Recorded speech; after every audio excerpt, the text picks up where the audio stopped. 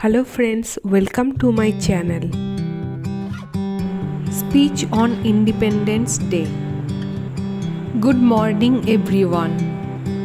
My name is Mampi. Today is 15th August. I wish you all a very happy Independence Day. Today we are celebrating 78th Independence Day. Independence Day is a national festival of India. We hoist national flag on this day. This is the day to remember the sacrifices of great Indian leaders. We should always respect our country. I love my country very much and I am proud to be an Indian. Thank you. Jai Hind, Jai Bharat.